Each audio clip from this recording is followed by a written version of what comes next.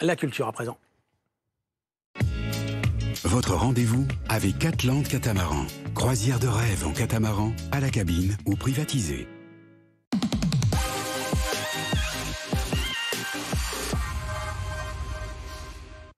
C'était il y a plus d'un mois et demi. Le comédien Matthew Perry était retrouvé mort dans son jacuzzi à son domicile de Los Angeles. Il avait 54 ans et on connaît désormais la cause de son décès. Bonjour Fanny Wegscheider.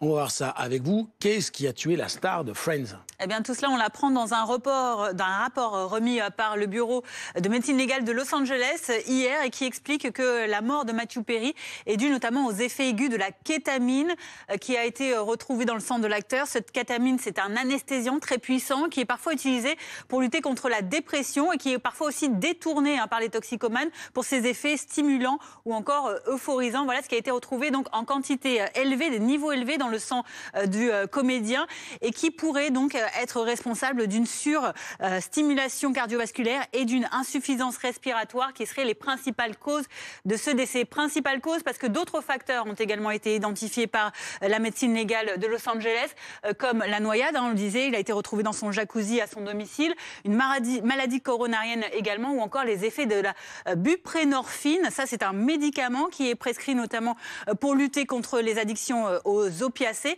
et qui aurait pu entraîner des problèmes cardiaques. Voilà ce qui a été retrouvé donc dans le sang de l'acteur. Alors Fanny, ça n'était pas un secret, l'acteur souffrait de nombreuses addictions. Oui, en effet, il en a parlé assez ouvertement dans une publication, des mémoires qu'il a publiées l'année dernière sous le nom de Friends, Mes amours et cette chose terrible. Cette chose terrible, c'est à la fois son addiction aux médicaments, mais aussi à l'alcool. Il raconte notamment qu'il a commencé à boire de l'alcool pour la première fois à seulement 14 ans.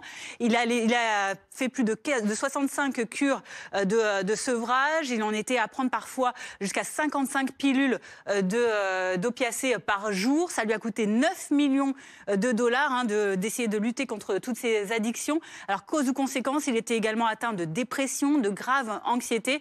Autant de troubles qui l'ont donc mené à prendre notamment cette kétamine qui l'a tué. Et pour raconter tous ces déboires, donc il a utilisé la voix de ce livre. Et puis il comptait également, Matthew Perry, mettre tout cela sur grand écran avec un film qui raconterait cette aventure et comment il avait réussi à ce moment-là à s'en remettre. Merci beaucoup Fanny.